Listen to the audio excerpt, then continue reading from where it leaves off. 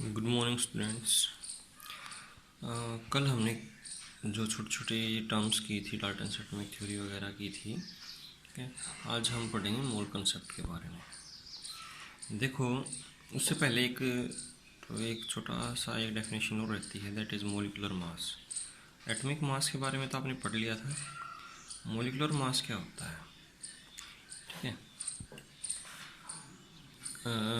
It is the sum of masses of all the atoms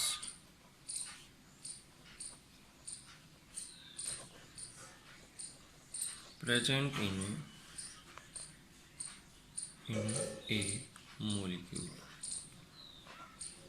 एक molecule के अंदर जितने भी एटम्स प्रेजेंट होते हैं उनके एटॉमिक मासेस का जोड़ वो कहलाता है molecular mass. For example water है H2O, हाइड्रोजन का मास 1, कितने हाइड्रोजन है 2, तो 1 को 2 से मल्टीप्लाई कर दो। ठीक है, प्लस ऑक्सीजन का कितना होता है 16, तो 2 और प्लस में 16 कितना हो गया 18। ठीक है, 18 यूनिट। ठीक, तो दिस इज मोलिकुलर मास। फिर है भाई मेन टॉपिक आपका जो स्टार्ट करना है, that is mole concept, the most important topic. 9th में भी आया था, 12th में भी यूज हो, हर जगह यूज होगा मोल कंसेप्ट। तो ठीक है, इससे कुछ न्यूमेरिकल्स भी करनी है। अब देखो, अवोगाड्रो नंबर हमने कल कर लिया था। अवोगाड्रो नंबर क्या होता है? अवोगाड्रो नंबर एन नोट से इसको रिप्रेजेंट किया जाता है भाई। आप एन ए कर सकते हो, एन नोट कर सकते हो, 6.022 into 10⁻23। This is known as Avogadro number. ठीक है, अब बात करते हैं मोल कंसेप्ट की। मोल कंसेप्ट पे जाने से पहले हम डिफाइन करते हैं व्हाट डिफाइन वन मोल, या व्हाट इज ए मोल। एक मोल होता क्या है? तो it is the unit, it is the unit to measure amount of substance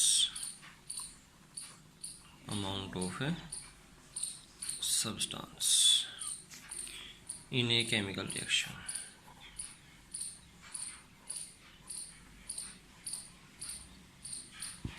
ठीक है, एक केमिकल रिएक्शन में सब्सटेंस का अमाउंट नापने के लिए मोल जो यूनिट यूज की जाती है उसे कहते हैं मोल। ठीक है, जैसे कि मास नापने के लिए क्या यूज किया जाता है? किलोग्राम। ठीक है, तो यहाँ पे अमाउंट नापने के लिए क्या यूज किया जाएगा? मोल। फॉर एग्जांपल ये हो गया N2 प्लस में 3H2 प्रोड्यूस 2NH3। तो यहाँ पे है, ये तो 1 मोल हो गया, इसके साथ में कुछ नहीं है ना, तो ये 1, this is 1 mole nitrogen react with 3 mole hydrogen produce 2 mole NH3। अब इसको अगर हम मास की फॉर्म में देखें तो ये हम इसको एक्सप्लेन नहीं कर पाएंगे, इसलिए हम इसको डायरेक्टली मोल की फॉर्म में देखते हैं। ठीक है, तो ये था मोल आपका।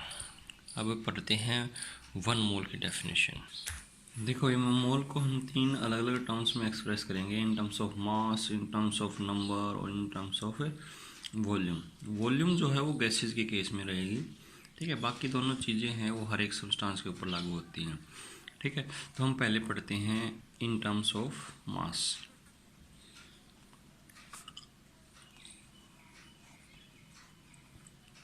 अब देखिए, मास की फॉर्म में 1 मोल is defined as, yeah, 1 mole is the amount of substance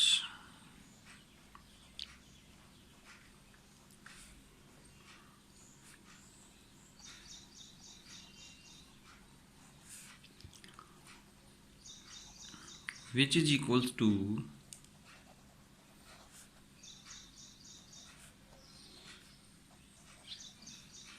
the atomic mass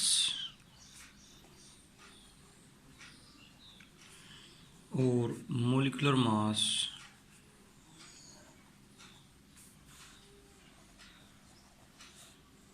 of that substance expressed in a gram, expressed in a gram। एक मोल वो सब्सटेंस का वो अमाउंट होता है जो जिसमें मतलब जो कि बराबर होता है किसी सब्सटेंस के एटॉमिक मास, अगर एटम्स हैं तो एटॉमिक मास या फिर मॉलिक्यूलर मास के बराबर होता है। ठीक है, अगर मॉलिक्यूलर मास को हम ग्राम में लिखेंगे तो दैट इज 1 मोल। तो अगर हम सपोज करो for example 1 mole of hydrogen लें, 1 मोल ऑफ हाइड्रोजन H, तो इसके 1 मोल में मास कितना होगा? इसका हाइड्रोजन का एटॉमिक मास कितना होता है? 1, तो ये 1 ग्राम। ठीक है, 1 मोल ऑफ ऑक्सीजन ले लें, कितना होता है इसका मास है? 16, तो ये 16 ग्राम। ठीक है, 1 मोल ऑफ कोई सा भी सब्सटेंस ले लो, नाइट्रोजन ले लो तो 14 ग्राम, कार्बन ले लो 12 ग्राम। ठीक है, O2 ले लो, 1 मोल ऑफ O2 क्या आएगा? एक ऑक्सीजन का 16, 2 का ऑक्सीजन का कितना हो जाएगा? 16 दूनी 32 ग्राम। ग्राम लिखना जरूरी है, आप ग्राम में लिखते हो, आपको ग्राम ये जो मास है वो ग्राम में एक्सप्रेस करना है। ठीक है, अब 1 मोल ऑफ CO2 क्या हो जाएगा? 12 इसका और 16 दूनी 32 ऑक्सीजन, तो कितना हो गया? 44 ग्राम। 1 मोल ऑफ H2SO4 क्या हो जाएगा? हाइड्रोजन, 2 हाइड्रोजन है, एक का हाइड्रोजन का एटॉमिक मास 1 होता है, 2 हाइड्रोजन है तो 2 हो गया। सल्फर का 32, 16 चौके 64, कितना होगा? 98 ग्राम। ठीक है, तो this is 1 mole in terms of a mass. ठीक है, अब 2 मोल, 2 मोल ऑफ ऑक्सीजन में कितना मास होगा? 2 मोल ऑफ O2 ऑक्सीजन। देखो, अगर आपको सिंपली कहा जाए कि 1 मोल ऑफ ऑक्सीजन, तो आप O2 लिखेंगे। ठीक है, अगर ये कहा जाए 1 mole of oxygen atom, then उस केस में आप सिंगल एटमिक ऑक्सीजन लिखेंगे। ठीक है, अगर नॉर्मली ऑक्सीजन कहा जाए, नाइट्रोजन कहा जाए, हाइड्रोजन कहा जाए, तो आप O2, N2, H2 ये लिखेंगे। ठीक है, 2 मोल ऑफ ऑक्सीजन, 1 मोल में कितना था? 32 है, 2 में कितना हो जाएगा? 2 से मल्टीप्लाई कर दो। ठीक है, 64 ग्राम। ठीक है, ऐसे ही 3 मोल में 3 से मल्टीप्लाई कर दो, 4 मोल में 4 से मल्टीप्लाई कर दो, 5 में 5 से मल्टीप्लाई कर दो। ठीक है, तो ये था आपका first definition. Second definition, second definition in terms of numbers.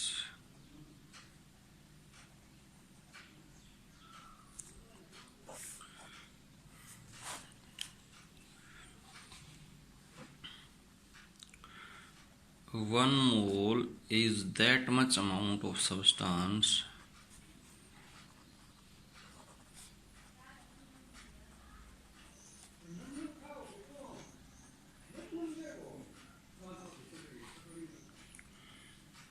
which is equals to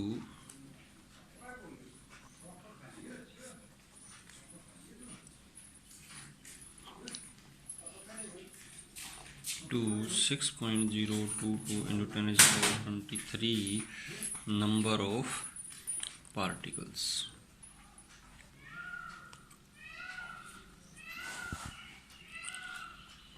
देखो, ये तो था ग्राम की फॉर्म में। अगर हम नंबर्स की बात की जाए तो 1 मोल में अवोगाड्रो नंबर के बराबर पार्टिकल होते हैं भाई। ठीक है, 1 मोल ऑफ हाइड्रोजन लोगे तो भी इतने पार्टिकल है, 1 मोल ऑफ ऑक्सीजन लोगे तो भी इतने पार्टिकल है, 1 मोल ऑफ मतलब किसी भी सब्सटेंस का 1 मोल में अगर पार्टिकल देखेंगे, ठीक है, तो वो होंगे 6.022 10 to power 23, that is known as Avogadro number. ठीक है, अब देखिए third definition.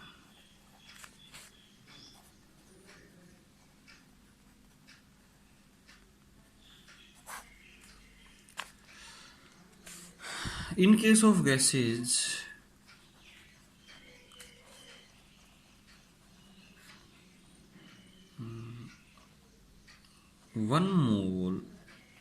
Of any substance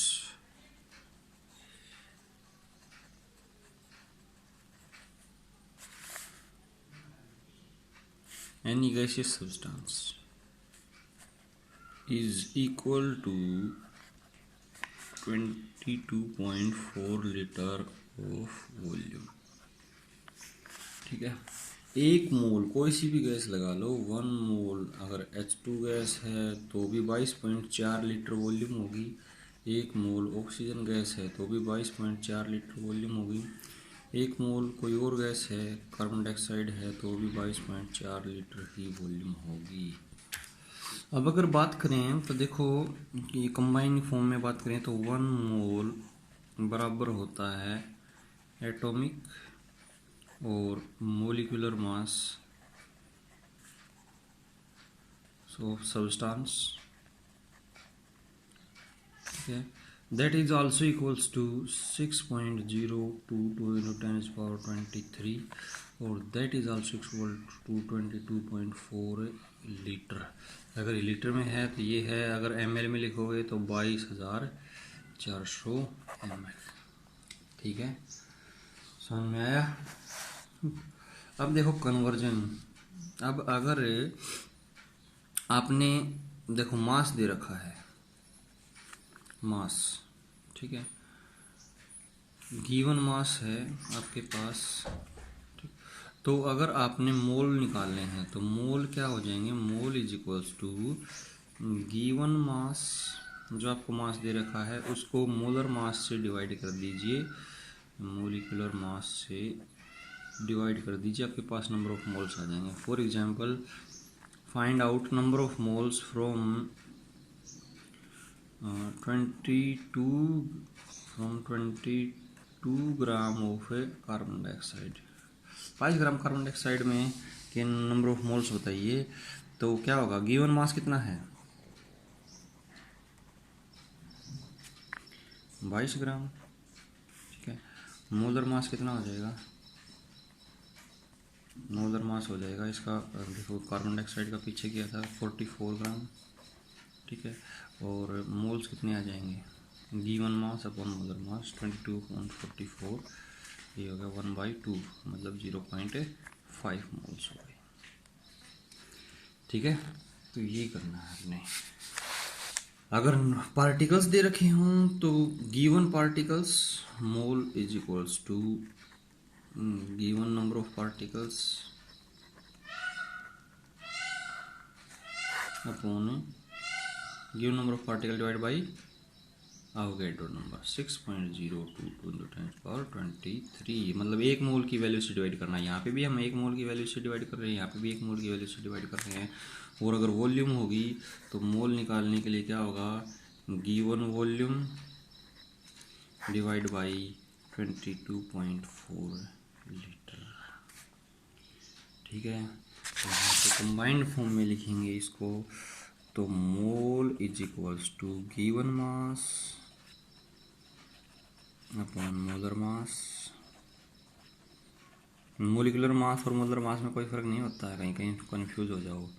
ठीक है, पार्टिकल देखें तो given number of particle divide by 6.022 × 10⁻23 और वॉल्यूम हो तो given volume divide by 22.4 litre. ठीक है, अब देखिए यहाँ पे कुछ सॉल्व प्रॉब्लम दे रखी हैं, ये आपने करनी है भैया, आज का होमवर्क है कि आप ये सारी की सारी सॉल्व प्रॉब्लम करेंगे। ठीक है, जो प्रदीप की बुक में है 48 नंबर पेज से स्टार्ट होती हैं, 48 या 49 जिस भी बुक में जो भी है। ठीक है, तो मोल कंसेप्ट के बाद सॉल्व प्रॉब्लम दे रखी हैं, वो करनी है आपने। अब देखो यहाँ पे मैं कुछ एक क्वेश्चन करके देता हूँ कि फाइंड आउट